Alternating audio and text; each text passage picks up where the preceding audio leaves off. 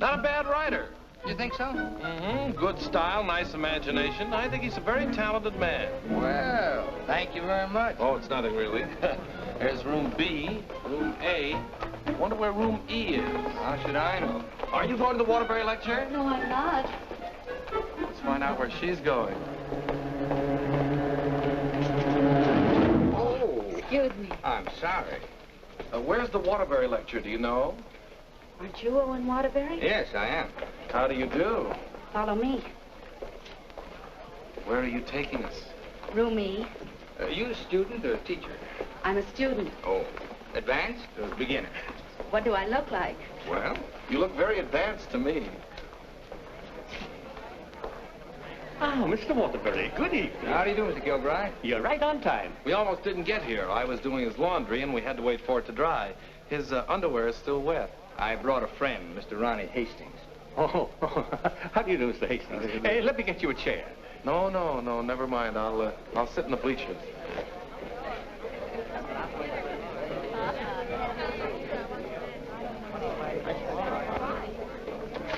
Hello. Hello. You going to be a writer, too? I hope to be someday. Well, this lecture should help you a great deal. He's a great writer, isn't he? Oh, yes. Of course, he gets most of his ideas from me. Excuse me. Yes? You're sitting in my seat. Oh, I'm terribly sorry. Good evening, Miss Gaylord. Hello, Mr. Scott. Anybody sitting here? Yes, Clarence Henderson. But he's out sick tonight. Well, then why did you make me move? Oh, Clarence and I don't speak. Oh, well... Attention, class. As I promised you, our guest speaker tonight will be none other than Owen Waterbury, author of the new bestseller, Last Year's Love. Mr. Waterbury. Oh, louder, louder. That's enough. I understand that most of you hold all sorts of jobs during the day, and yet you've been studying the technique of writing in the evening. Now you're ready to take your pen in hand and go out and conquer the world. You know, I'm hardly the person to tell you how to write because I don't follow any rules. Today, the writer is asked to keep one eye on the bestseller list, the other on art. That's divided loyalty, and that makes for dishonesty. I must confess, I've been guilty of this dishonesty, too. But now that I've made my position secure, I'm going to try to write a really good book. No more bestsellers, but something that I hope will be a piece of great writing. You know, good writing, fine writing, is here and here. The dictionary is filled with all the words you need, but unless the mind and the heart find those words for you, you better leave them in the dictionary. He's so brilliant. Shh, shh. Because a writer, fundamentally, must believe in himself. That's half the battle.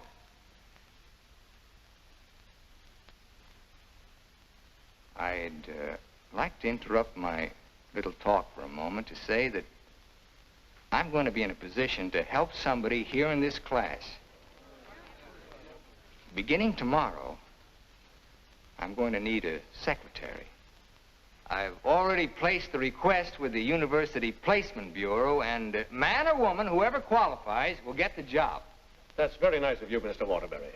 Well, it's not a big job, but the surroundings will be wholesome. And you'll be able to serve your apprenticeship under someone who's already established. Well, so much for that. I remember when I wrote my first novel. It took a lot of work. I starved, lived in a little back room, all the while consoling myself that I was going to be another poet. So you're really going to work for Owen Waterbury? Well, I was offered the job by his personnel manager. I've heard a lot of weird stories about Owen Waterbury. Oh, you hear weird stories about any famous person. Why, last night his talk was actually inspiring.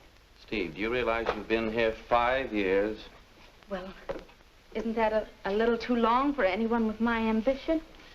Where does Mr. Waterbury do his work? Well, his personnel manager said in his apartment. Apartment? Well, you can't expect a writer to work in an office, Mr. Harris. I want to write, and I think he can show me how. Who knows? After a year with him, I might even be autographing copies of my own book in one of your bookstores. By taking a course in Owen Waterbury. And getting paid for it at the same time. I'm going to miss you, Steve. Oh, no, you won't. After a week, you won't even know I've gone. Not true, but good luck anyway. Well, I could make a big speech, but I think you know how I feel about everything. You've been wonderful to me. I understand. Steve. Yes? Call me sometime, will you? We'd like to know how you're getting on. I'll call you tonight, after I get the job.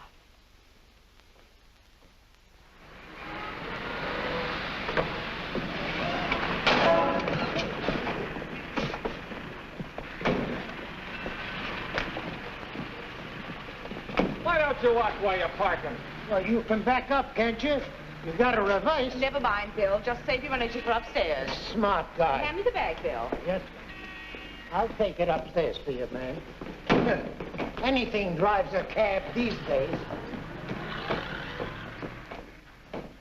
Apartment 3E. Thank you. Now, just remember, Bill, if he says one word that's out of line, just one word, I want you to bop him right on the jaw. They might take my license away. Not for protecting a lady. Well, come on, in or out, in or out. You know, I hit pretty hard. The harder, the better. Is he a big guy? 6 feet of bluff. I'll cut him down. I didn't get this nose for nothing. Are you sure he can't fight? He's a writer. Writer? Fighter? Now, remember, if he just so much as opens his mouth... Don't worry, I'll shut it up. I got a bigger mouth than he's got. I've come for my things. And what's the objection? Evidently, he has none. Follow me, Bill. Now then, I want you to take all the things out of that drawer and put them into that bag. Yes, ma'am. No, no, no, not the drawer, just the thing.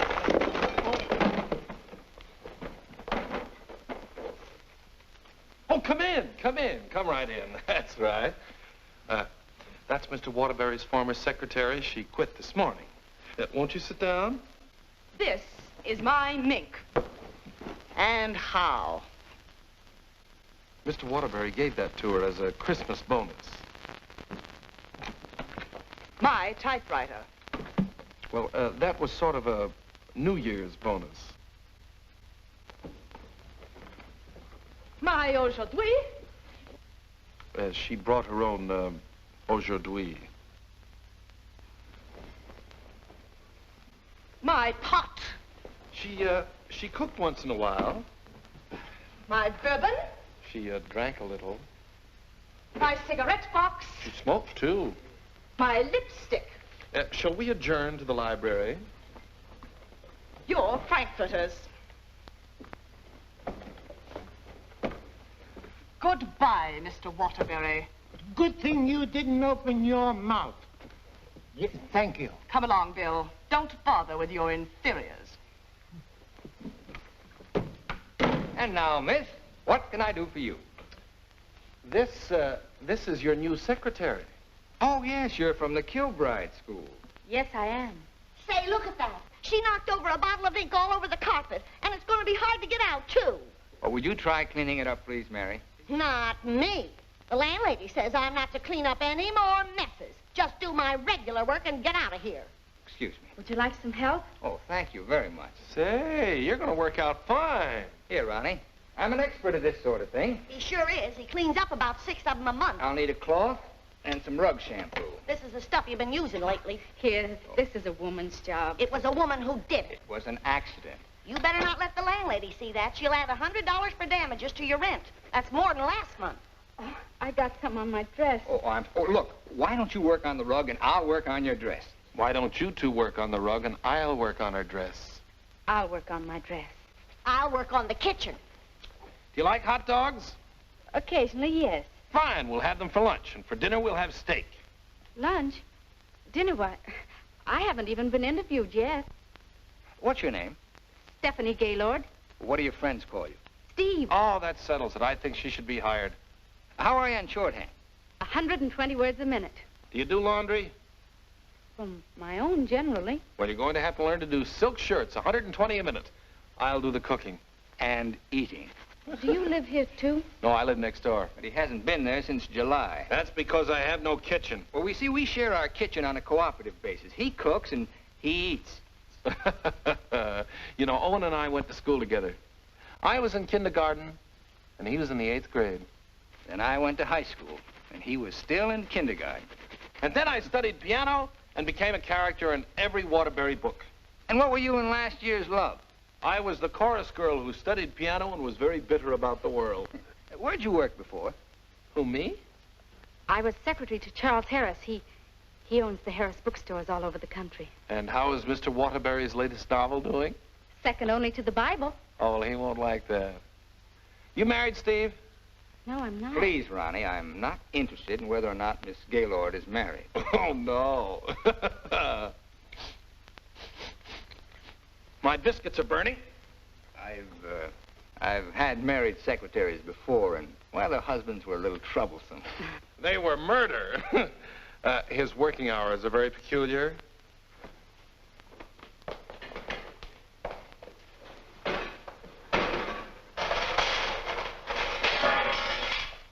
Well, I think we've done a good job.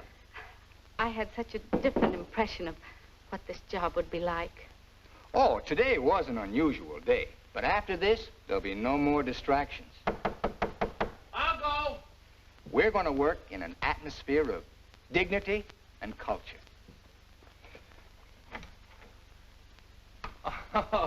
It's your bookmaker. Mary, that man's here again. I heard you.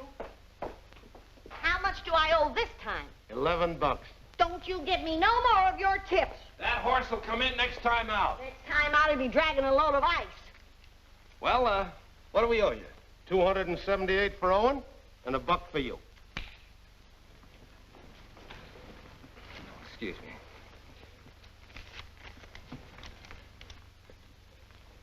Here you are. I'll have to owe you mine till next week. You want to wager today? Well, I haven't looked them over yet, but I'll give you a call. And no more 50-cent bets. The boss don't like them.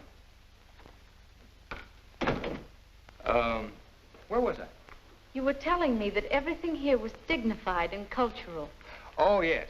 Now, Steve, about your other duties. I'll go. Did you just have an interview with my daughter, Mary Hastings, about a secretarial job? Why, yes.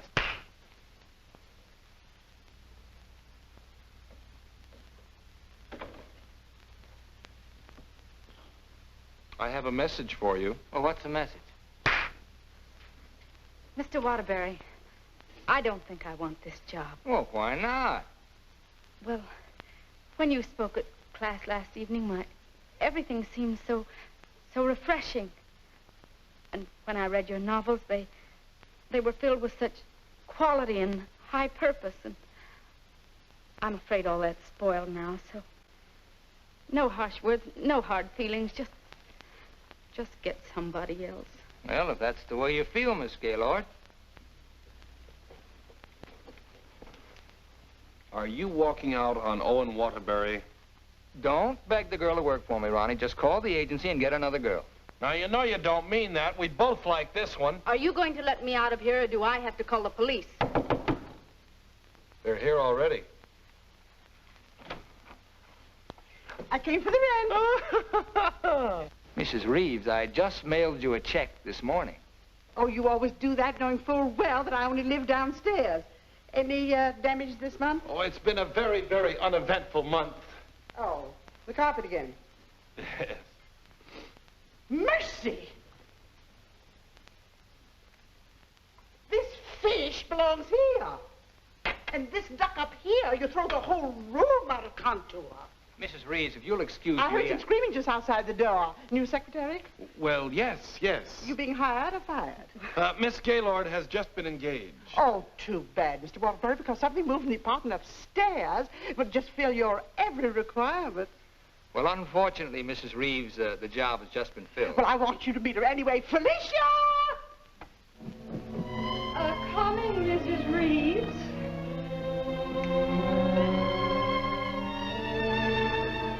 Felicia Adams, I want you to meet the famous Owen Waterbury. How do you do? Him. How do you do? How do you do? Felicia came to California to get into the movies. Now, who does she remind you of?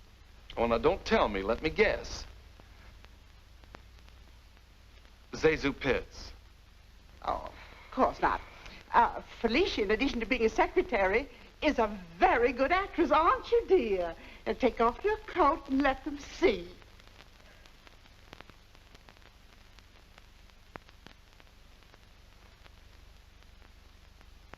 She's got a lot of talent there. Oh, I thought you'd think so. I was a model back in Texas, but I came out here for a career. Daddy's financing me. A friend of yours?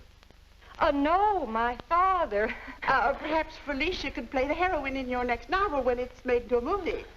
She could do that. What's the heroine like? It's a girl from the South.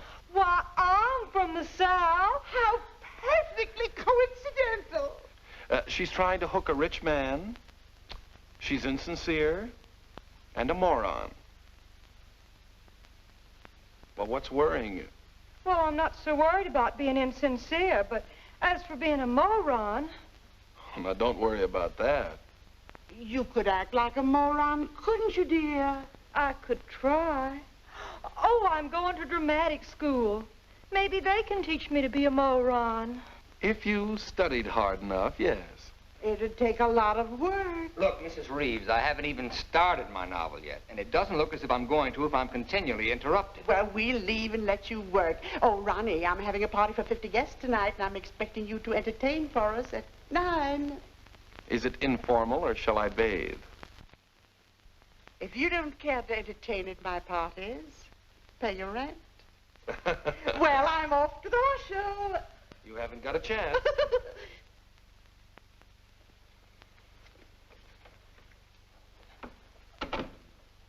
You know, ever since her husband died and left her 7 buildings, she's been a peeping Tom. Now, come on, Steve, let's you and I prepare lunch. Look, I stayed only because I didn't want to cause a scene in front of your landlady, but I'm really leaving now. What an idea! What an idea! Take this down. Come on, take it down. Get your pad. Well, where's your pad? When you've got to have a pad, you can't start a job like this without a pad. Go on, I'll find a pad for you, but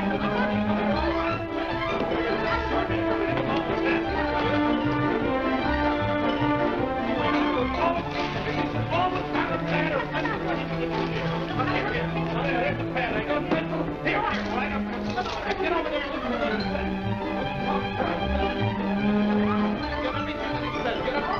I need a pencil.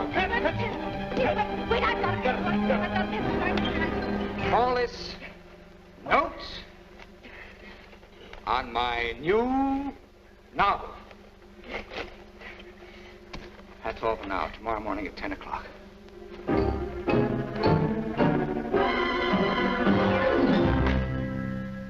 He's incubating. He's incubating at last. Come along. Is he always starting new novels? Yes, always. I remember on last year's Love, I was baking a cake. All of a sudden, he called me out, and I had to start taking dictation. And I couldn't go back until he was through dictating. At 3 o'clock in the morning, We sat down to chocolate-covered ashes.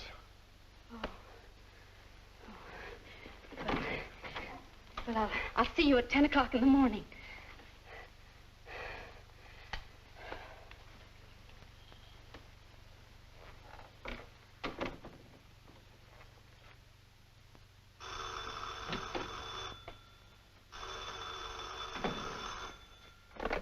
Hello? Hello, Steve. I couldn't wait for you to call me, so I'm calling you. How was the job?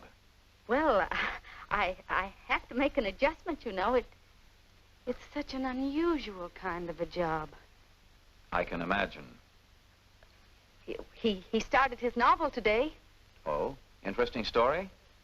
Well, he didn't get very far into it, but I'm sure it's going to be wonderful. He seems so excited about it.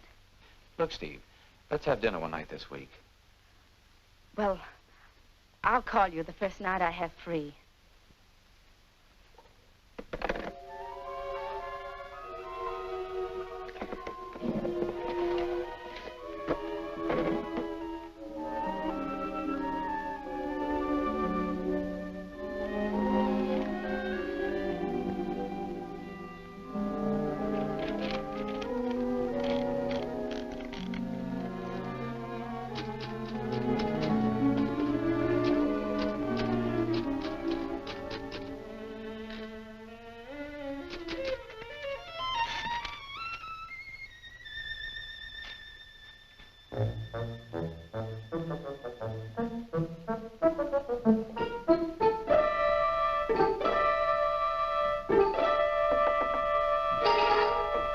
Good morning. Good morning. Well, you're bright and early this morning. It's 10 o'clock. Say, did you ever think how you'd look in mink? Well, I see you've got your pad. Keep your pencil poised. The genius is still dressing. I'm making potato pancakes for luncheon. He's in a sour cream mood today. If you need anything ironed, I'll be in the kitchen ironing. Well, Good morning, Steve. Good morning. Right on time. Let's see, where did I leave off yesterday? Notes on my new novel. Yeah. I'll go.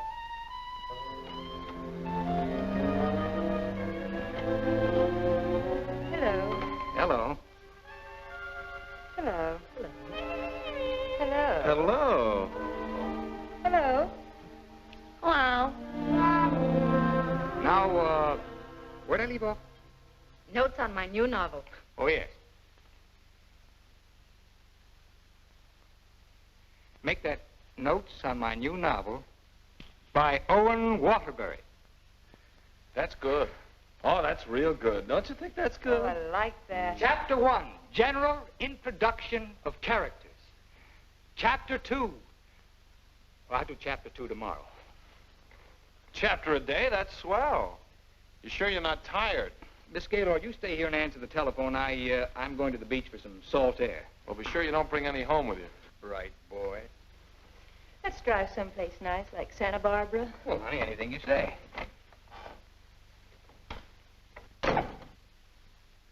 Don't pay any attention to him.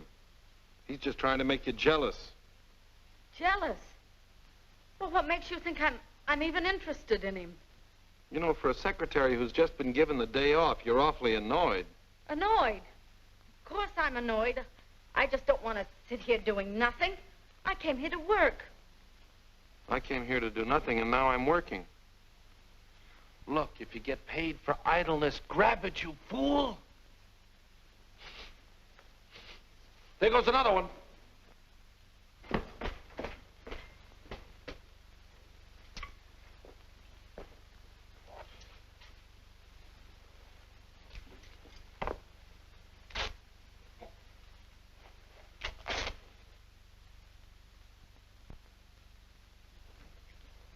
Look, I'd like to ask you a question. Yes? Does Mr. Waterbury intend to write a book? That's a very interesting question. Waterbury's a genius. What do you think he's doing right now? Incubating. Exactly. And whenever he goes through a mood like this, a great book comes out of him. I'll bet he does a lot of writing tonight. Why, honey, you're jealous. Look, I don't even know Mr. Waterbury. And at this point, I'm not even sure I want to. Of course not, honey.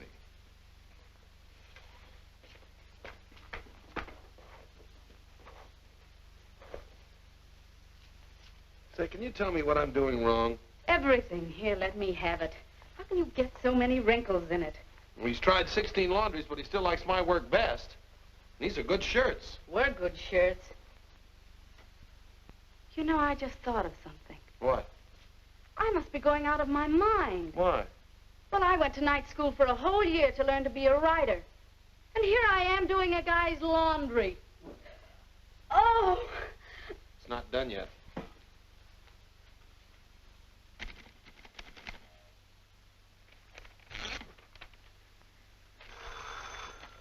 Hello?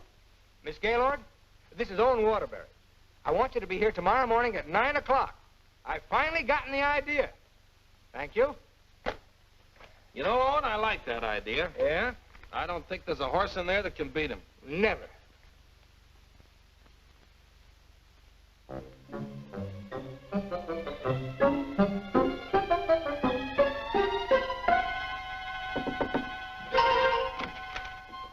Morning. Oh, leave your coat on, Steve. The taxi will be here in just a minute. Got a fare for her? Well, she can use mine. Where are we going? To the races. The race. Haven't you ever been? Never in my life. Swell. Always lucky the first time. Come on. But what about that idea you had last Oh, that can wait till after the third race. Look, I got a horse in here. Look, Mr. Waterbury, I don't think I ought to go along. Say, are you complaining about being paid to go to the races? Come on!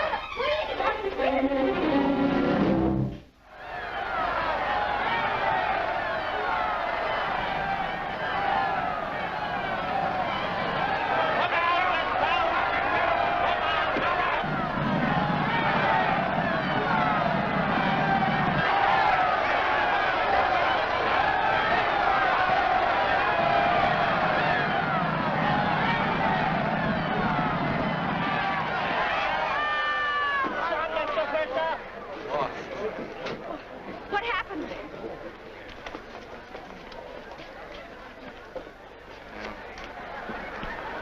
Last time I take those guys' tips. Well, so far this job has cost me $83. Now, don't worry. I'll see that you get that back. Why should you? I gambled and I lost. Well, losing's good for the soul. We had the 3 best souls in town.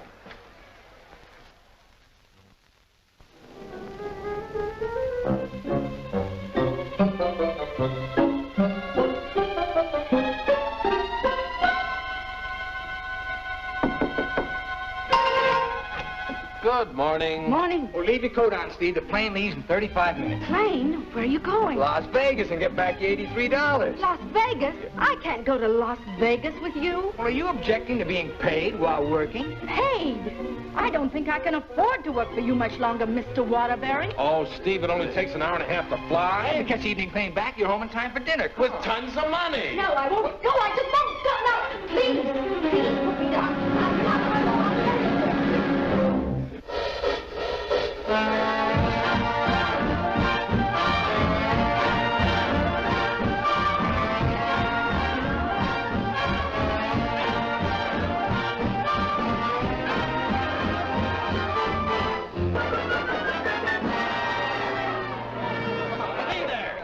You right here, right here. No show shooter. No dollar bets here. Where do you think you're going? Los Angeles? Hit the road. Come hit the road. on, baby. Here we go. Come on. Oh, the easy way. What is your point? Hard way. 4 the hard way. Hard way 4. Hard Come way on, 4. baby. Here it comes. There she is. 4. 7 you lose. 7 you lose. Standing on my right again, huh?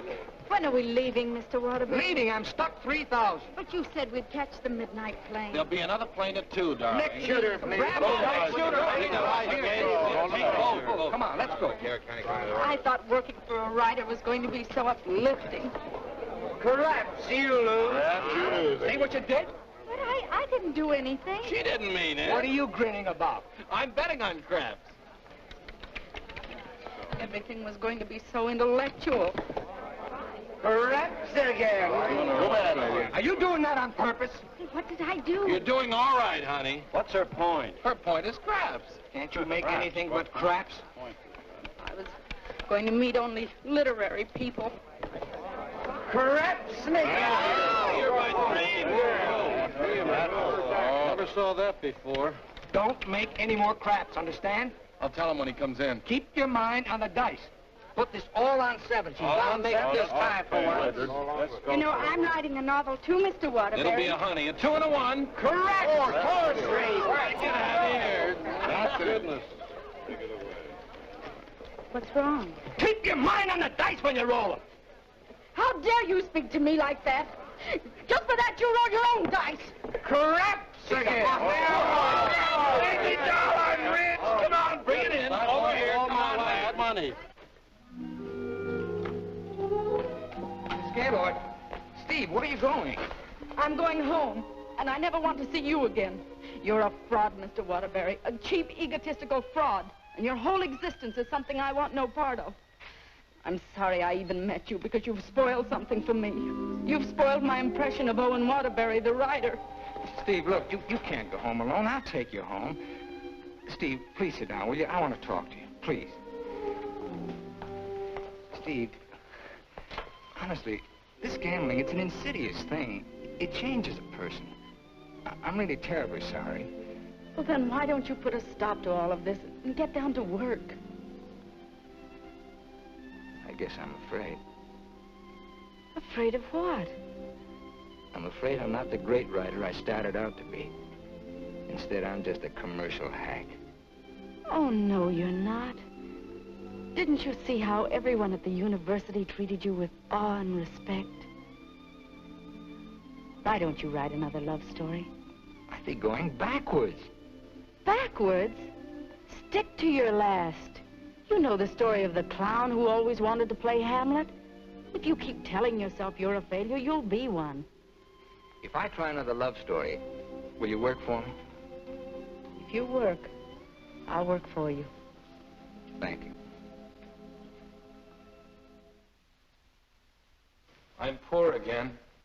I just switched to 7s.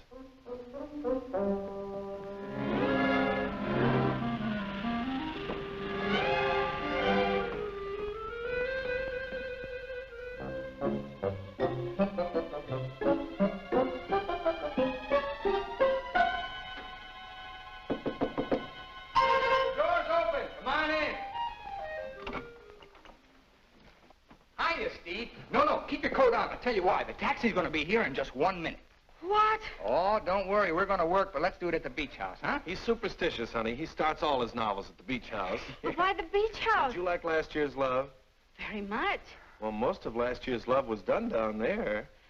Well, shall I take the typewriter? It'd be a nice idea. Ronnie, will you stop teasing the girl? I'll be dictating today. Come on, Steve.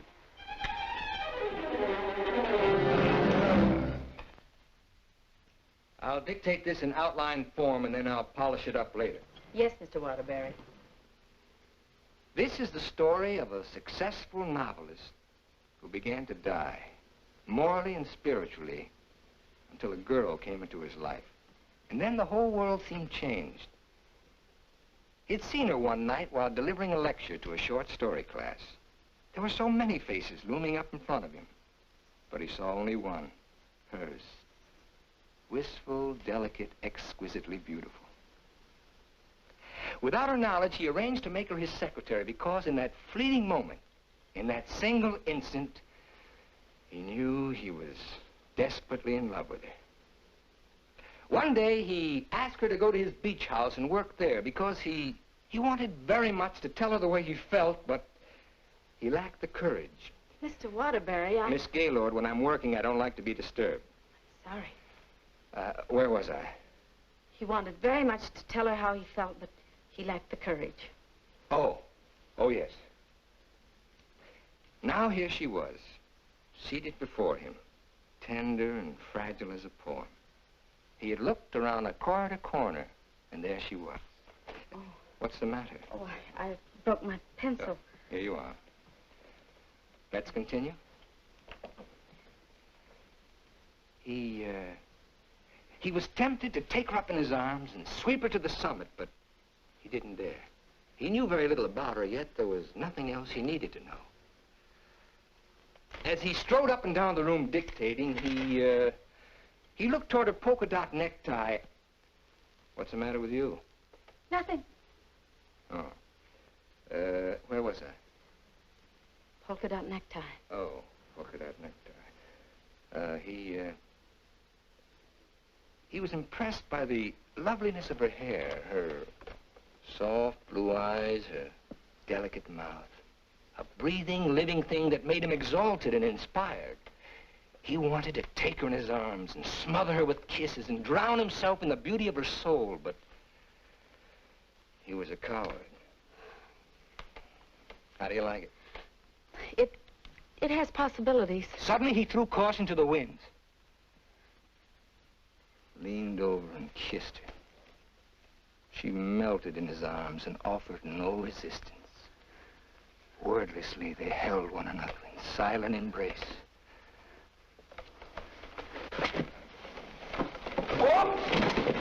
You've got the wrong girl, Mr. Waterbury. I'm really leaving you this time, and don't you ever try and get in touch with me again. I don't even want my salary check. You can save it for the next victim. And if I ever see one of your books again, I'll burn it!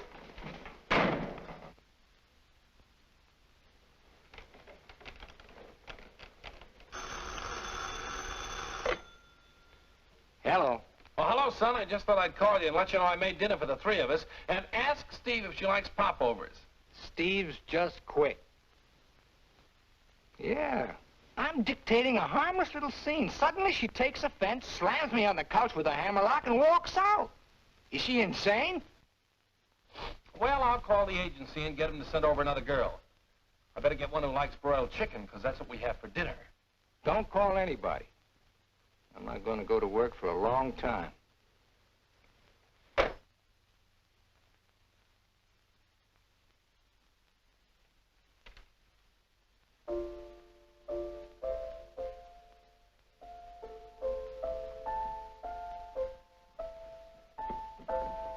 Come on, will you get out of here so I can wash these keys? I'm composing. Composing? I haven't heard a good song out of you yet.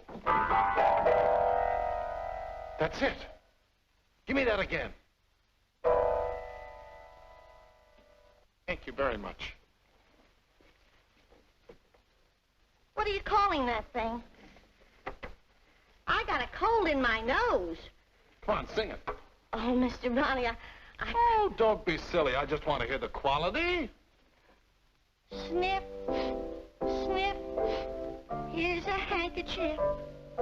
Ka-choo, ka-choo, gesundheit to you. Let yourself go and blow. Oh, let yourself go and blow. Sad, ain't it?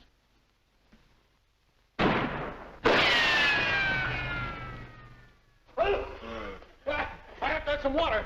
Some water. Water in the kitchen. Well, I can't go in there. The place is on fire. Here, listen to that. Oh. You and your cooking. You and your popovers, they don't pop, they explode. Call the fire department. The fire department, they just put water over everything. I can't.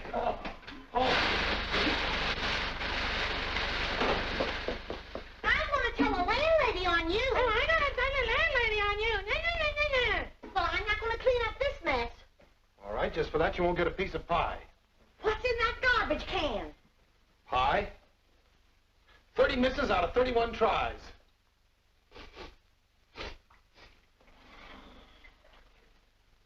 $31 misses.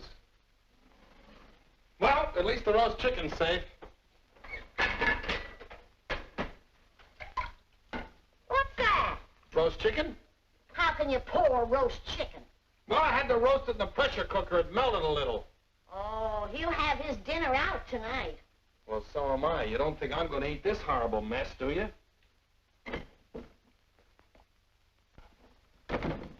Hi, Owen. Hi. He has a nice roast chicken for you, Mr. Waterbury. Give him a glassful. Mr. Waterbury, I think it's my duty as your servant to tell you what just happened in the kitchen. Oh, now, Mary, why don't you go home? Mr. Ronnie set fire to the kitchen. I don't care if he sets fire to the whole apartment. You see, Tattletale? A lot of good it did you. I'm going to tell the landlady on you, and you too. Well, what happened down at the beach house? Will you stop asking me silly questions? I told you on the phone. She quit, that's all. Well, she had some nerve. Well, I don't need her. There's a lot of other secretaries. Of course there are. Just as capable, efficient, and just as cute. Sure. We never did find out how good she could type. Well, I'll call the agency and get another secretary. No. I got a better idea. What you gonna do? I'm gonna pack. Where you going? New York, change of environment. I'll work better there. Gonna get rid of the apartment? Yep. Well, what's gonna happen to me? What should happen to you? That's a very unfair question. Boy, I'm not gonna let a little thing like a secretary throw me off balance. Never in a million years. I got a life to live, too. Wonderful, beautiful, exciting life. I got a book inside me, a great book, full of intensity and scope. Oh, you know something, Ronnie? I'm glad this happened. I'm down to earth now. What happened? Well, you can still use it. Elsie called. She's, sorry she quit in a huff, and she apologized for the cab driver. See? That's what Steve will be doing tomorrow. Calling and apologizing, but I won't be here.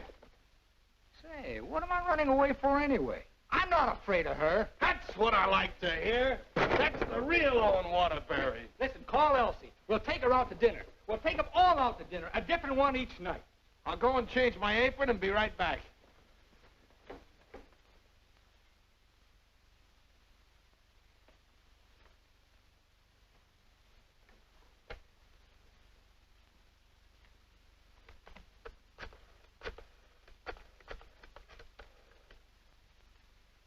Bryan Detective Agency?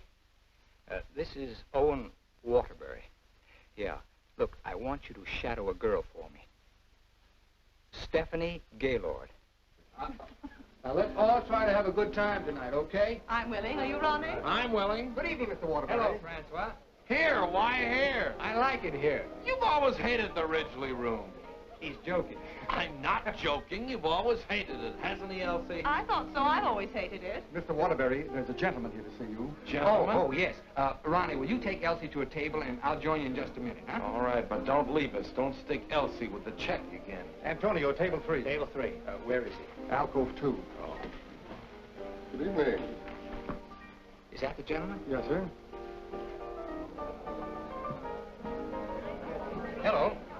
Did you send me that message? Yes. Bryan Detective Agency. Devon is the name. Well, how'd you find her so fast? That's my job. There she is, right over there, with a man. Who's the man? I don't know. Do you want me to find out? Of course I do. All right. I'll start shadowing both him and her. I want you to find out everything you can about her. I think she's in love with him. She your wife? No, my secretary. I get you. Look, I want nobody to know about this. Don't worry. The way I operate, even you won't know about it. Can you check a pass for me? It'll be expensive. Well, why? The unknown quantity. We've just finished checking on a girl. Took us a year to get her past caught up with her present. Do a good job. I will. Take care of my check. Cigarettes? Yes, give me a pack, please.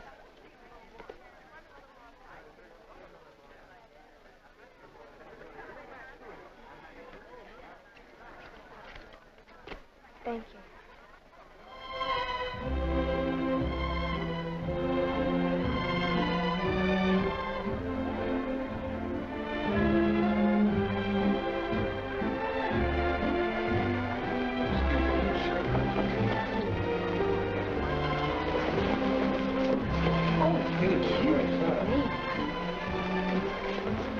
Oh, excuse... Hiya, Steve.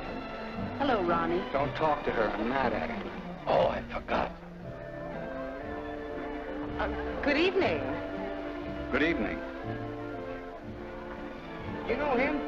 Uh-huh. He's my new boss, Your new boss. What's his name? Charles Harris, the bookseller. That's Steve's old boss. He's not so old. How dared you go work for him? Listen, Shakespeare, I'll work for whom I please. What, did you have to pick on her old boss? Didn't she pick on mine? When Mr. Harris called the employment agency, he asked for somebody with literary experience. How did you qualify? You used to work for Waterbury. Steve, with her principals, out with her ex-boss. What about Elsie? Who's she out with? We're talking about Steve and her principals. Leave mine out of it. You know, I bet Harris hired you just to spy on me. Well, you're not very complimentary. I happen to be an excellent secretary. When did you learn to type, dear? Has he been questioning you about me? Only the normal questions about my experience. You didn't talk, did you? Ronnie, will you stop looking at everything as one big, long laugh? Well, I've got a laugh for you, lover boy. What? They're going to be married. They're what? They're going to be married. Where are you going? I'm going to talk to her. Your order, please. A broiled chicken. Yours? Well, I'll have a glass full, too. Hello.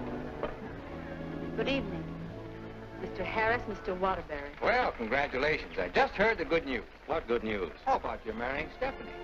May I dance with the bride? That's entirely up to her, isn't it? May I? Thank you. Not at all. So she decided to get married to the wrong guy. Are we going to dance, or are you going to dictate a novel? Oh, now why should a nice, intelligent girl like you marry a man she doesn't even love? For your information, I'm not marrying anyone. Oh, well, now I respect you. You respect all girls who decide not to get married. Going back to work for him? Is this a quiz, or are we going to dance? Well, it could be both. Say, how would you like your old job back? Better terms? Not interested. I'll throw in a bonus. Marriage. Mr. Waterbury, you talk about marriage as though it was something cheap and vulgar. Who else but Owen Waterbury would invite you out for the evening and dance with another girl? I would. Say, why don't you pay him back and dance with Mr. Harris? I wouldn't think of dancing with my boss. This is me you're talking to, remember? Well, I mean, not until I'd worked for him. For a few days. Well, that's a nice sentiment. Steve, you're in my arms at last. I'm holding you at last. We're dancing. You may be dancing, but I'm holding you. Oh, like the tide, you go out, but you also come in. Owen Waterbury, you're the most maddening man I've ever met. Listen to me, Steve, I love you. Everything I dictated at the beach house I meant, but it was too much of a coward to say it outright. I love you, Steve. Marry me. Take a chance. This is me, the author with beautiful words, but I'm stuck. All I can say is, I love you. Marry me. Your chicken, madame. And your chicken in the glass, sir.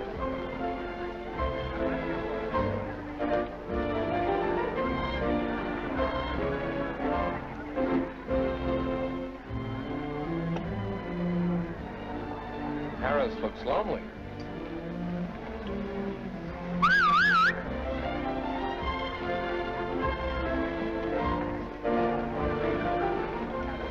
Mr. Harris, this is Ronnie Hastings. How do you do? Won't you sit down and have a glass of broiled chicken? Thank you. I think I will.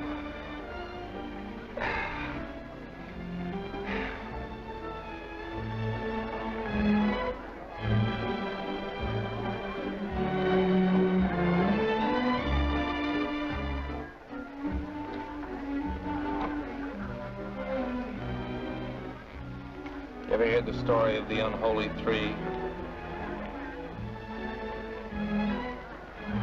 If you don't mind, I think I'll be running along. Mr. Harris, would you mind taking me with you? Not at all. Well, who's going to take me? You watch the floor show.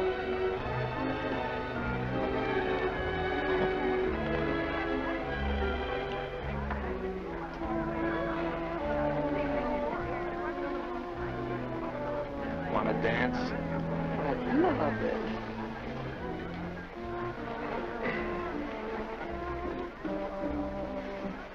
Are you a gigolo? After tonight, I think I will be. Oh.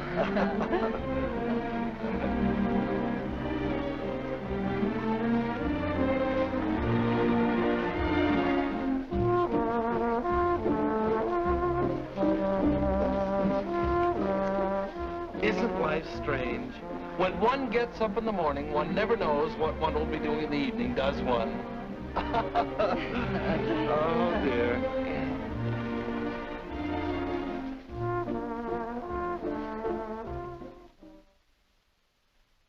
And in addition to the office supplies, please order one Remington electric typewriter for the outer office. Mr. Harris's office. Just a moment, please. Hello? Yes. What? When? Thank you. Goodbye.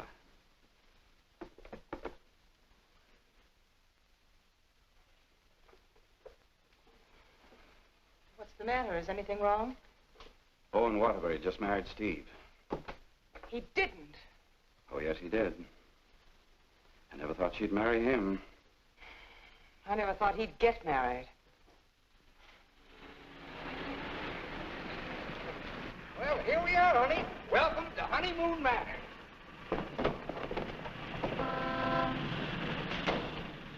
Congratulations! Hi, Ronnie. May I be the first to kiss the bride?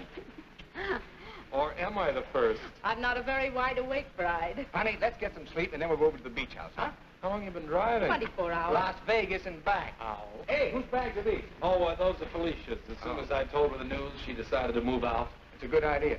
Darling, this is quite a threshold. 3 stories up. Well, we can use the threshold upstairs. Oh, good idea. Hiya, Felicia. Congratulations. You did very well. She certainly did. I'll get you moved in as soon as I get her moved Okay. out. Why don't you try the building next door, dear? Driver, old lady's home. Whoop. Hello, Mary. Oh, I'm so happy for both of you. Well, thank you, Mary. Well, that's very sweet of you. Yes, darling. Hello, darling. Hello, dear. Votre bagage, madame et monsieur? I made a wedding breakfast. Spaghetti and meatballs. Look, Ronnie, well, I know you're trying to be helpful, but, well, this is our honeymoon, and, well, we'd like to be alone. Oh, sure, sure. Say, Steve, be nice to him, will you? He's my only means of support.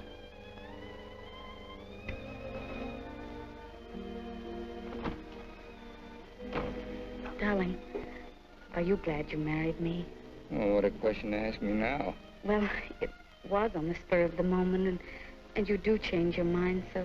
Darling, I'll never change my mind about you. You're the first nice thing in my life. Could you tell me where is apartment 3E? Who are you looking for? Isn't that the business of the people in apartment 3E? It's the next apartment down the hall, sir.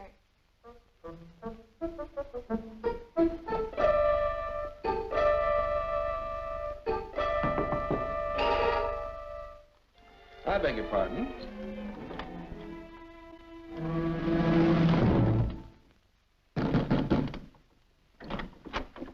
Yes, and what can I do for you? I have a message for Mr. Waterbury. Well, I'm afraid Mr. Waterbury can't be disturbed just now. He's a little busy. My name is Devaney. Will you tell him the woman he's interested in got married?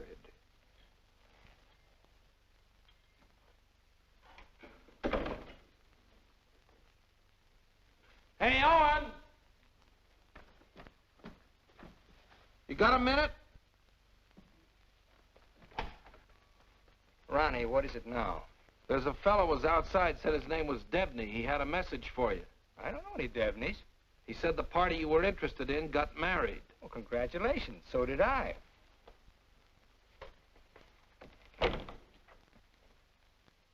Darling, whom were you interested in who got married? There's only one married girl I'm interested in.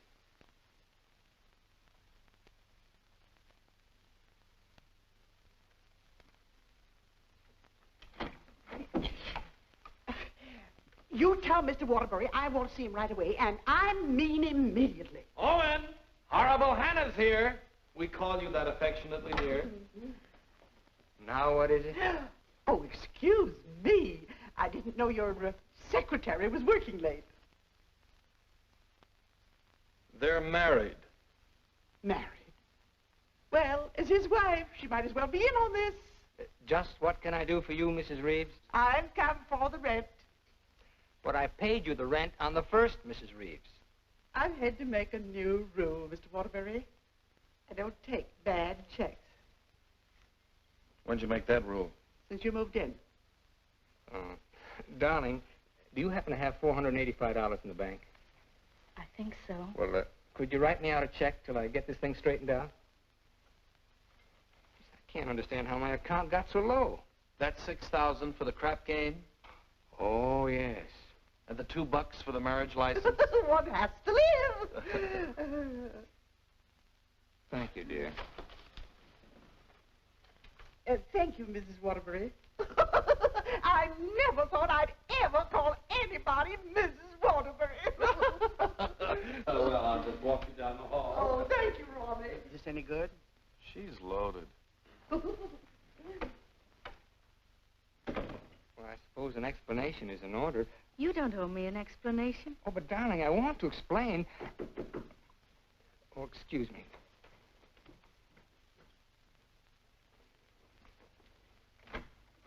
Hello, Owen. Oh, hello, Dick. Congratulations, we just heard. Well, thank you, Bertie. Congratulations. Thanks a lot. Oh, darling! Won't you come in and sit down? Oh, yes, thanks. Darling, I want you to meet Mr. Fulton, my publisher, and Bertie. This is my wife. How do you do? So nice knowing you. Owen, you're not thinking of a prolonged honeymoon, are you? Oh, no, we're just going down to the beach house, and, well, I thought I'd dictate my honeymoon. Good idea. You know, there's a deadline on that novel. It's got to be made. You know why. Well, I'll have it ready, Dick. I'll count on it. Would you like a drink? No, no, thanks. We're double parked downstairs. Come, dear. How's Ronnie? Oh, still eating. Same old Ronnie. Yes, Bertie's told me about Ronnie. She says that when he dies, he'll ask the crematorium to baste him slowly on both sides. You know Ronnie? Oh, of course. I was once Mr. Waterbury's secretary. Well, thanks an awful lot for coming, Dick. Happy honeymoon. Thank you.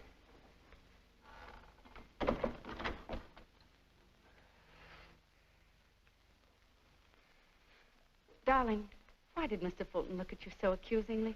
Well, I owe him $20,000. I drew it as advance royalty against my next novel. And that mink coat Mrs. Fulton had on?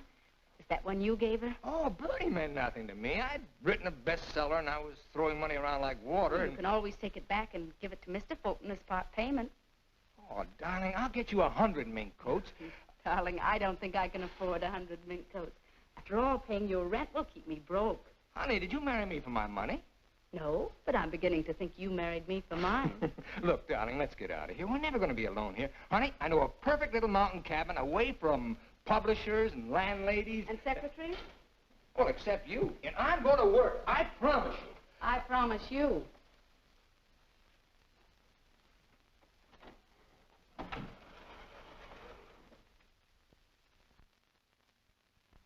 How long did you work on this book, Owen? 4 months. I'm rather proud of this one, Dick. Where's Mrs. Waterbury? Oh, Steve's down at the village getting groceries. She wants to prepare you one of her special dinners. Well, I'm afraid I can't stay for dinner. I have to catch that next train back. Dick, let's drop the suspense. How'd you like the book? I'm going to let you have it right between the eyes, Owen. You don't like it? I hate it.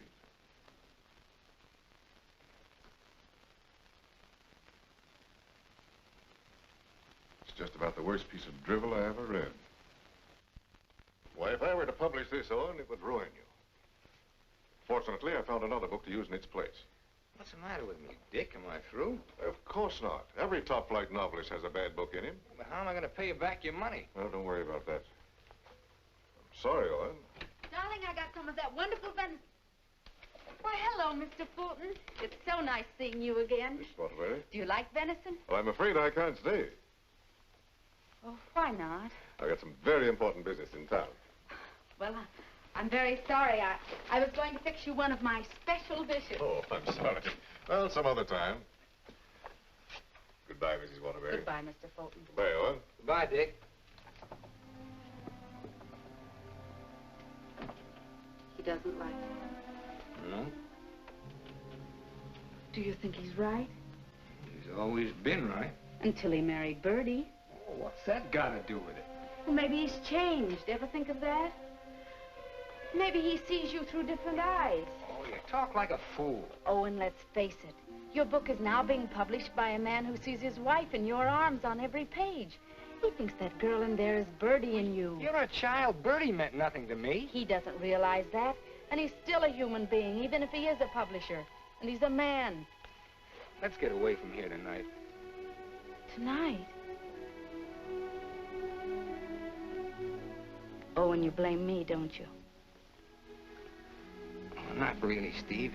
It's just that it's so distracting to have a man's wife as his secretary, too. I've got to try another book fast, and now I'm going to have to get myself another secretary. So I'm fired, is that it? Oh, Steve, it'll be better for both of us if I work by myself. It'll give you a chance to work on your own book. I'll make dinner.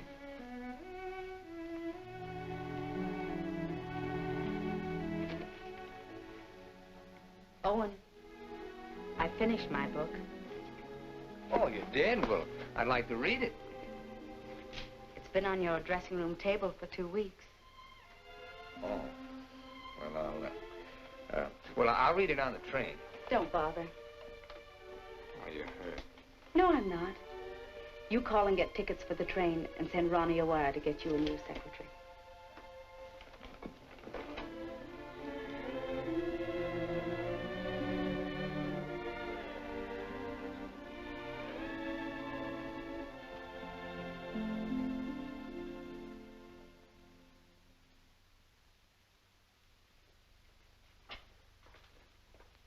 Oh, hello, Mrs. Waterbury.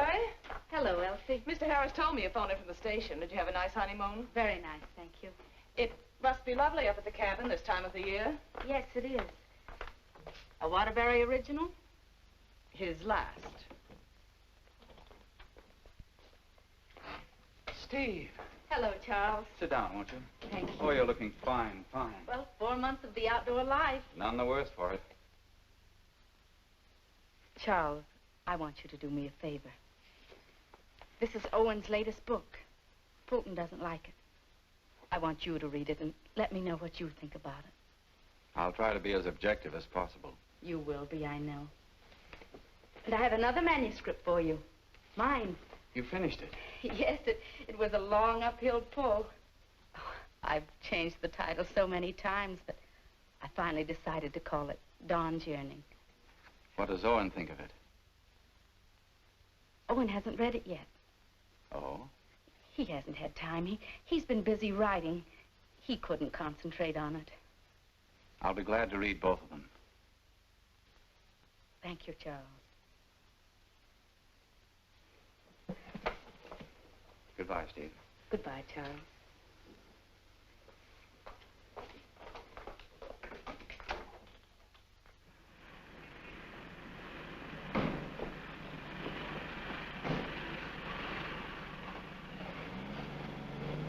I was on the 3rd floor, but I can't find the Waterbury apartment. Well, here's Mrs. Waterbury. Oh, how do you do? The employment service sent me over. What for? Oh, Mr. Waterbury wants a new secretary. Oh, is that so? Yes. Well, follow me. Oh, thank you. I know it's going to be so exciting working for Mr. Waterbury. You'll just love it. I know I will. You know, this is such a rush call. I hardly had time to dress. Your dress beautiful. Oh, thank you so much. You know, I make my own clothes. Oh, really? Yes. Come in. Come right in, Miss, what did you say your name was? Hilda Schneebacker. Miss Schneebacker. Owen, darling, this is your new secretary. How do you do? This is my husband, Owen Waterbury, and this is Ronnie, our next-door neighbor. How do you do? Can I get you something to drink? Have you any beer? Well, I should say we have. And we have pretzels, too. You know, I could just drink a barrel of beer. What did you ask for on the phone? I thought they knew our account. Dope. Oh, don't bother.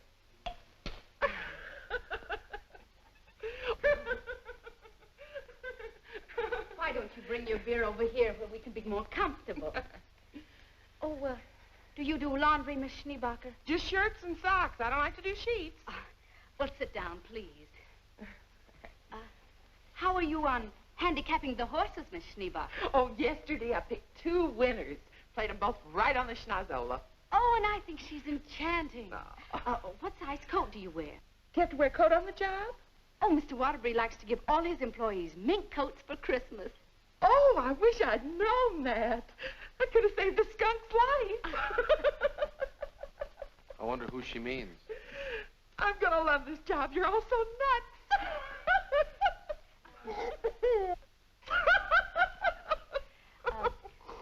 Do you object working late hours, Miss Schneebacher? Not at all. A room with a girlfriend. I haven't seen her since New Year's. Miss Schneebacher, I'm afraid this job's going to be a little too much for you. But why, Owen? Well, you see, several parts of my new novel are mostly in French, and, well, I'm sure you don't speak French, do you, Miss Schneebacher? Studied it for 6 years. Once I had a French boyfriend. We had no trouble. Yes, but how's your shorthand? Shorthand? I don't take shorthand. You don't take shorthand? Well, no. The agency said this was strictly a typing job. Oh, no. This is mostly a shorthand job. But I could learn it. I'm afraid not. Well, guess that lets me out. Leave the glass, please. Oh.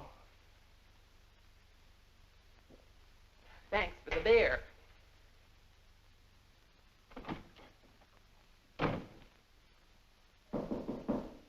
That must be the next one. The next one? I told the agency to keep sending them until we said when.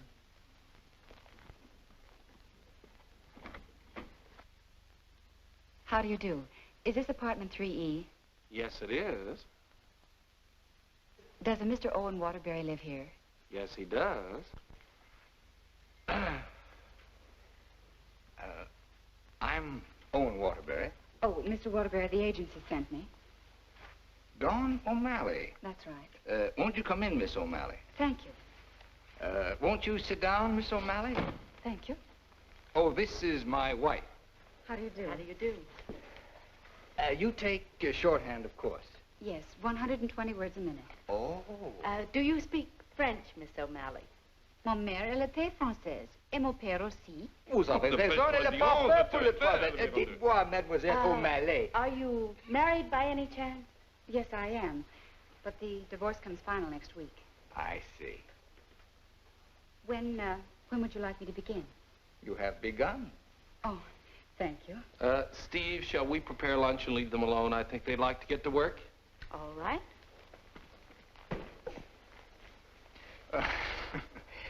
Tell me, did you ever work for a writer before? Yes, once about 3 years ago. But I'd rather not talk about it. Oh, well, why not? Well, he asked me to work late one evening and began getting a little fresh. So I called the police. All I want to do is work. I guess the publicity burned his career. But he deserved it. Don't you agree? Yes, I do.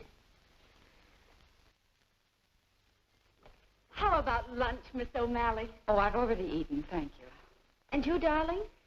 No, thanks. I'll skip lunch today. You will just love living in this building, Mr. Scott. And you'll just love the Waterburys. They're so bohemian. Crude. I'll go. Oh, hello. Hello, Mrs. Waterbury. I want you to meet your new neighbor, Sylvan Scott. He's moving that little bachelor apartment upstairs that Felicia used to have. Yes, I know, Mr. Scott. Hello, Stephanie. How nice. Come in, come in. Now I want you to meet the important member of the family. This is the great Owen Waterbury. Oh. How do you do, Mr. Waterbury? And How do you do? This is The horrible Ronnie Hastings. Hello. new secretary. Yes, she was just hired and I was just fired. Mr. Scott's a writer, too. My building will be just crawling with them. Yes, Mr. Scott and I went to night school together. We sat next to each other. Mr. Scott used to be a ball player. Just look at those shoulders. And they're not padded either. Well, what do you know? Sylvan writes that wonderful radio program called John's Mother's Lover. John's mother's sweetheart. Oh, yes. Tell me, confidentially, is John's mother going to marry her, sweetheart? No, John's father objects. John has no father. Oh, poor John. Sylvan, you'd better rush upstairs and start to work on that radio program. You mustn't neglect John. Well, I'm in a little trouble. You see, my secretary just got married. Oh, what on earth are you going to do? I don't know. I could help you, Sylvan. You, Stephanie? Yes, you see, I was Mr. Waterbury's secretary before he married me. That's right, you were. The marriage was a bonus. Oh, when could we begin? Why don't you just say, I've begun? Ronnie, dear, would you get me some shorthand books and some pencils? How much do you think you'll be giving me tonight? Why, we may be working most of the night. Oh, that's just ducky. I'm used to working at night. Goodbye, darling. Don't work too hard. I won't. Come on. Oh, thank you, Ronnie. Bye. Well, I seem to have fixed everything up. You certainly have. Well, I guess I'll run along. Must you go? I was just poisoning the tea. Oh, Ronnie, you're such a kidder.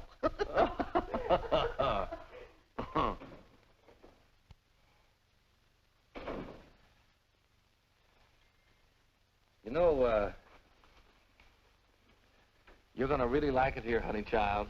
Watch your hands. I don't tolerate familiarity from anybody, and I mean anybody. I once ruined a man's career, and don't you forget it. Miss O'Malley, you may have the day off. Why don't you make it a year? But I haven't even begun yet. Oh, that's all right. You get paid just the same. Oh, well, all right. What time tomorrow? Oh, any old time. Suit yourself. But I don't understand. Well, how about noon? All right. Thank you.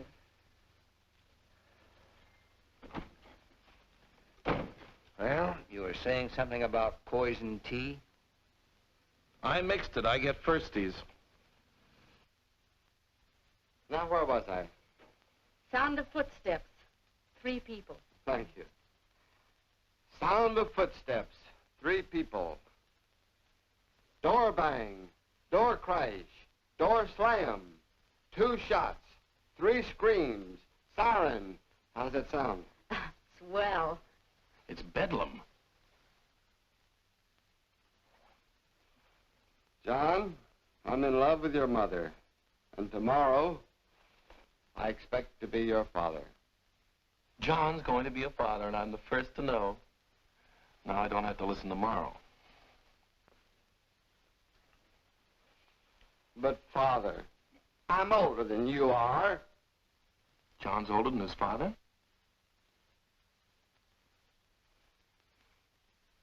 What happened? That's what I'd like to know. I don't know. But don't you worry, Miss Waterbury. I'm not going to do anything.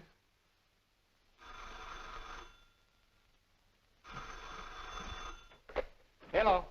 Hey, they just turned out the lights. Who's calling? This is Charles Harris speaking. I'm sorry to be calling at such a late hour, but I must talk to her. They just turned out the lights. Will you keep quiet? This is her husband. No, she's out for the evening. She's right upstairs. And I don't know when she'll be back. Didn't you hear me? I said they just turned out the lights. Darling, may I borrow a light bulb? I don't care what you do. What's the matter? I'm going to a hotel in case you're interested. I'll go to a hotel. After all, this is your apartment. No, it isn't. You pay the rent. Ronnie, will you take this up to Mr. Scott, please? Oh, and you can't possibly be jealous of that man upstairs. Why, he's utterly harmless. Boy, you really had me fooled. Why do you say that? Charles Harris just called. Have you seen him, Steve, since we came back? Oh, and it's terribly late, and I don't like cross-examinations. After all, we're 2 adult human beings, and we should be able to trust one another. Don't smile it away with pretty words, Steve. Have you been seeing him? Yes. All right, then this is it. But I only saw Charles Harris for one reason. I took him your manuscript. He knows a great many publishers. Please don't. It's too late for that. I felt at the nightclub you were in love with Harris, and I knew he was in love with you. After all, 5 years is a long time, and I was a fool to think I could break it down. I never loved Charles Harris. Well, you never loved me. You were in love with a schoolgirl notion of a popular novelist. I really try to play this straight with you, Steve, but I guess I made a beautiful mistake. Oh, and I was in love with you before I met you. Something in your writing, the tone, the feeling, the quality appealed to me so much that I used to imagine your books were written just for me. It's true, I built it up in a schoolgirl way, and I was so caught up in it, I guess I would have married you the night you lectured in class. If you'd stepped off that platform and asked me, I would have married you. Just like that. How can you talk to me like this? I put you way up there too, Steve. But you tore it down in the cruelest way any woman could. You once called me an egotistical fraud. But what about you, Stephanie Gaylord? What have you been? Go ahead, phone him. He's waiting for you. Owen!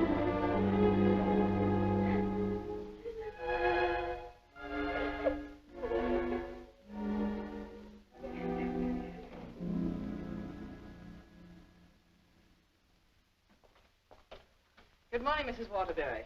Good morning, Elsie. I have an appointment. Yes, I know. Mr. Harris has a surprise for you. Won't you come right in? Steve. Good morning, Charles. Stephanie Gaylord, this is Mr. McNally, Mr. Hudson, Mr. Burke of the Literary Times. How do you do? How do you do? How do you do? So you are Stephanie Gaylord. Sit down, Steve. This is a big morning in your life, Steve.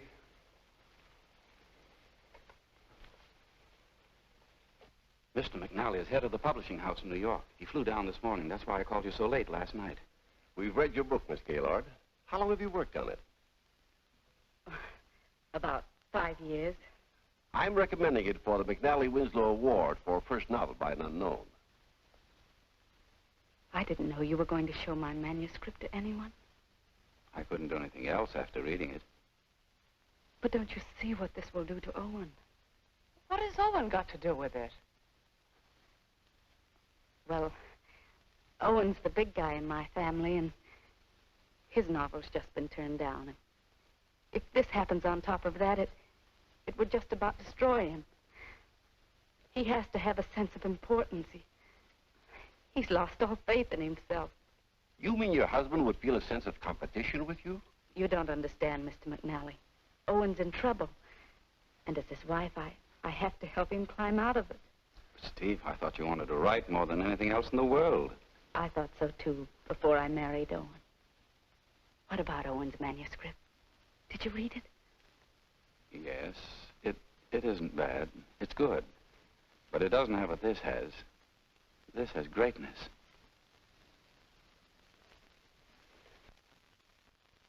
Thank you very much, gentlemen. Steve, please sit down. I want to talk to you.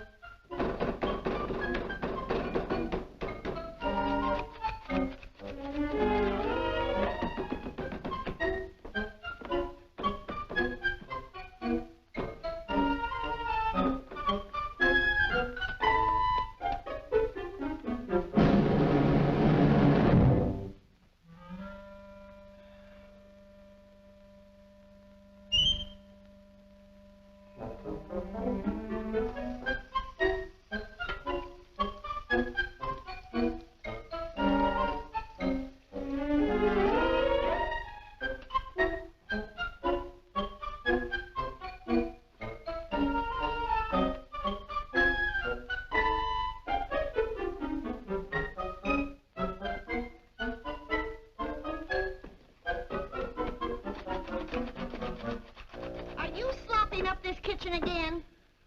I'm giving your popovers another try. Well, give me time to call the fire department.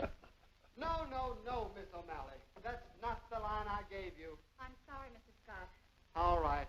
Let's try it again. Yes, sir. John, Mother, I've changed my mind. I don't like your sweetheart. Mother, well, I like him. That's all that matters. John, as your son, I refuse to approve the marriage. Mother, you're not marrying him. I am. How does that sound? Stinks. Amen. Mr. Hastings, I must say you're distracting. You know, you shouldn't be using Mr. Waterbury's apartment or Mr. Waterbury's secretary. Well, Mrs. Waterbury isn't here, and I've got to get the program out. Why don't you work in your apartment? She won't work upstairs. Well, then why don't you work without her? I can't. I'm a dictator. Dear, why won't you work upstairs? I don't work in men's bedrooms. It's not a bedroom. It's a bachelor apartment. My husband was a hotel manager. One room is a bedroom. 2 or more is an apartment. Sylvan, she's got you there. Oh, come on, let's work. Hello, Mr. Waterbury. Yes, what can I do for you? Remember me? I'm Devaney of the Brand Detective Agency. Oh. What's this? A bill for $845.62. For what? For shadowing and delving into the past of one Stephanie Gaylord. But I married her. We've shadowed married women before. Hi, Og. Get rid of this guy. You want me to call the police? I am the police. What's this doing here? That's my laundry. Do you expect my wife to do your laundry? Say, that's a little large for you, isn't it? That's Mrs. Waterbury's laundry. That's mine. Well, take it and get out of here. And as for you, Mademoiselle O'Malley, you're fired for taking dictation from somebody else. Well, that suits me just fine. I wouldn't work for you even if I did like your horrible writing. Where's Stephanie? I don't know where she is. I know where she is. Where? You pay this bill and I'll let you know. Oh, Ronnie, do you happen to have $845? And 62 cents. Why don't you write him a check? Oh, yes. Call that number right away. Here is the detailed report. It's very amusing. You see, I had to shadow you at the same time that I shadowed her. Here's Stephanie. Oh, good. Stephanie, where are you? What? What are you doing there? Stephanie, if there were ever any chance of our getting together, this kills it now. Finally and for all time, we're through. Charles Harris's apartment. Just like that. No sense of shame. Well, maybe she got her old job back and is working for him. At his home? What decent, self-respecting girl worked for a man at his home? Maybe she's a secretary. Please, don't tell me about secretaries. He could tell you. Here's the report. Page 3 is wonderful. Thanks. Call the employment agency. I'm going to show her. Look, I want a girl this time who's capable and efficient. I'm calling for Mr. Owen Waterbury. A fast typist. I don't care what she looks like. We don't care what she looks like, as long as she's attractive. Do you take shorthand? Oh, but of course. 120 words a minute. Mm-hmm. And, what did you say your name was? Miss Pigeon. Her name is Miss Pigeon? Everybody says I'm flighty. Where did you work before? I'm just out of secretarial school. I think it would be wonderful working for you, Mr. Waterbury. You see, I hope to be a writer myself someday. Oh. Have you ever been married? Oh, no. Never. And you have no objections to working on weekends? Oh, not at all. My time's completely my own. And you think Mr. Waterbury's just wonderful? Mm-hmm. This is a clay pigeon. I've come for my things. Follow me, Bill. Yeah, I know just where to go. I want you to take everything out of that drawer and put it in that bag. Right. Mm-hmm. I knew you'd come back. But it's only for a moment. Where's the mink coat? I didn't get a mink coat. Come into the bedroom, Bill. What's the matter? Short of minks? Say, haven't you been here before? Sure, I came with the other one. I got a cab stand downstairs now. If you need a cab, just open the window and holler. Well, I'm going to do a lot of hollering now. That's his former secretary. Get my bag and things out of the closet. Oh, so you're not in love with Harris, but you go to his apartment. You wouldn't let me explain, and now I'm not going to. Explain? What kind of an explanation could you make anyway? It doesn't matter anymore. You're right, it doesn't matter anymore. Isn't she getting awfully personal? But a wonderful typist. Charles Harris's apartment. Just like that. Just like that. Anything else, miss? Yes, my picture.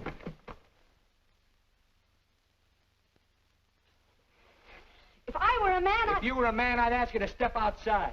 Go ahead, hit me. I dare you. Did he slap her? I should say not. She slapped him. I've known all along why you've resented me. It was because I liked your novel and I told you so. You think you've wasted your time. That's your tragedy. My only tragedy is you. I'm going far, far away from here, and I'm going to write a book about you. I'm going to call it The Heel and His Victim. That's a very horrible title. It'll do. Goodbye, Owen Waterbury. And don't you ever try and get in touch with me, because I want no more of you. And that goes for me, too. Where's Miss Pigeon? She, flew the coop. Where do you think Steve's going? I think she's going to marry Harris. Harris. I'd like to see that little worm. I'm going to. Now, where are you going? I'm so mad I could get married. You know, I think I'll have to. Well, whom are you going to marry? It'll be a female. That's about all I can say.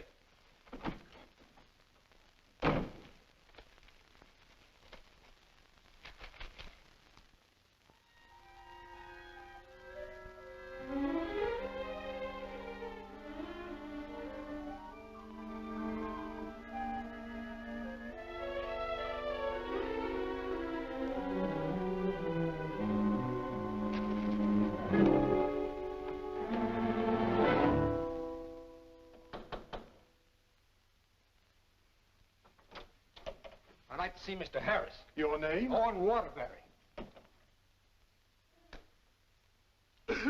Excuse me, sir.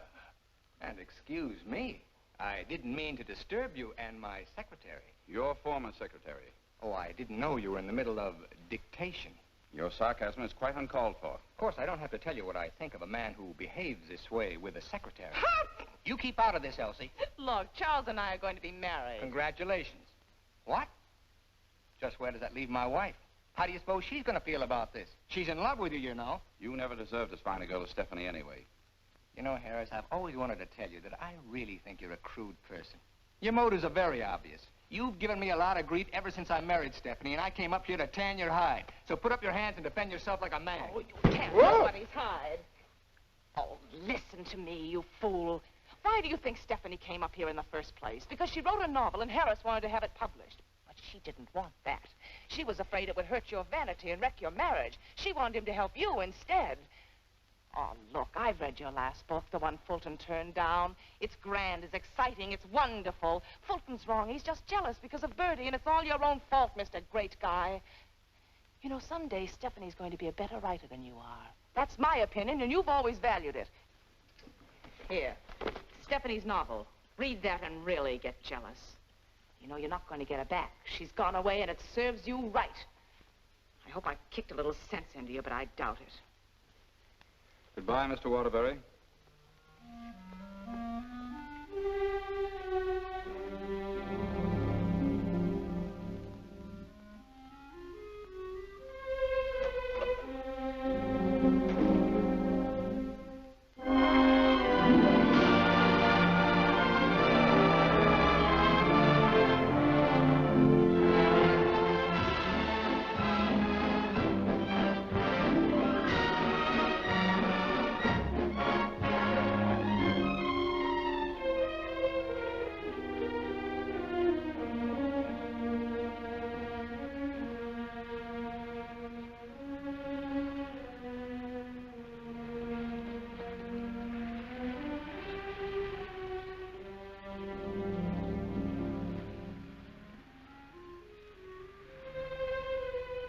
Hello.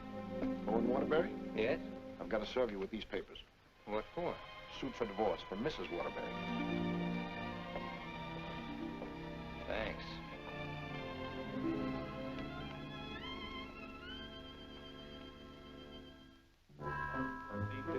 First floor with your left, after you get out of the elevator. Thank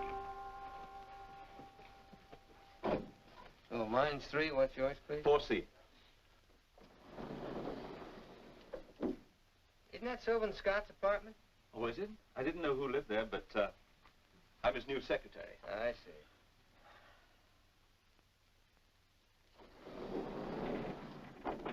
Good luck.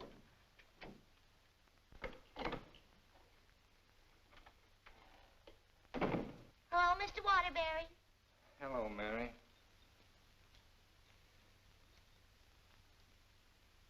You want a drink?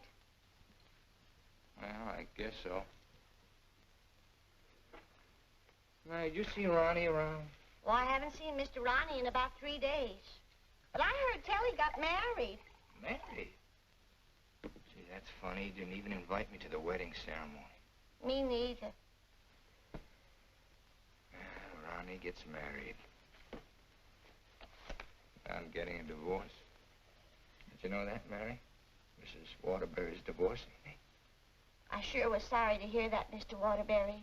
She was an awful nice person. So was you. At times. Thank you,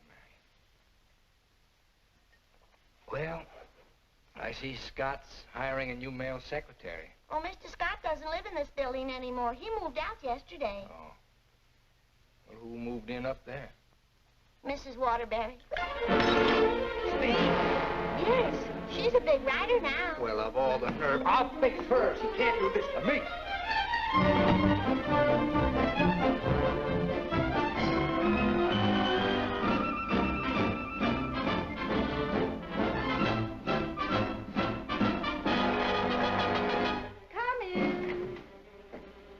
Yes, what can I do for you? Out. I said get out. But I don't understand. Don't you listen to him. This is my wife. You're his wife? I'm trying very desperately not to be. Didn't you get the divorce papers today? You're still my wife until the final decree, and that takes a whole year. Are you still here? I said get out. Mr. Simpson, you come back here tomorrow morning at 9 o'clock. You'll come back here never. If I find you here again, I'll throw you out on your ear. Yes, hiring male secretaries right under my nose. Right over your nose, dear. And don't be cute at a time like this. Why'd you take this apartment anyway? Because it was the only one I could find, and Mrs. Reeves was kind enough to let me have it. Oh, sure, sure. I thought you'd think I was chasing you, Owen Waterbury. But my living here need cause us no embarrassment. We can be friends, meet in the hallway, and exchange polite little hellos. I exchanged polite little hellos with your friend Harris recently. Elsie was there. She told me all about your book. Well, you didn't want to have it published because of what it might do to me. Silly. I mean, do you think I look upon you as a competitor? Don't you think I can compete with you, Mr. Waterbury? I read your book last night. Kept me up most of the night. You want to know something? Yes. You're better than I am. But don't tell anybody because I'll deny it. Now, you listen to me, Mr. Owen Waterbury. I'm a human being, too, and I have certain rights and privileges. I had an idea for a book, and you made me lose a very good secretary. Well, look, why don't you dictate it to me? You? Sure, I can take shorthand. Owen Waterbury. Look, you want to know a secret? What? I'm a better secretary than you are. Oh. All right, prove it. Get the shorthand book and pencil. Okay. And I don't want to hear another word about our personal problems until I get this down. Let's call this Notes on My New Novel by Stephanie Gaylord. This will be the story of a girl who became secretary to a very egotistical man who thought he knew everything there was to know about writing. Oh, now, wait a minute, Steve. Please, you're interrupting my train of thought. He was attractive. In an ugly sort of way. Thanks a million. Will you please stop interrupting me? But he was filled with childish frustrations and complexes which she, in her silly way, tried to cure. Now, wait a minute, Steve. I'm not going to sit here and take down this... Listen, this is my new book.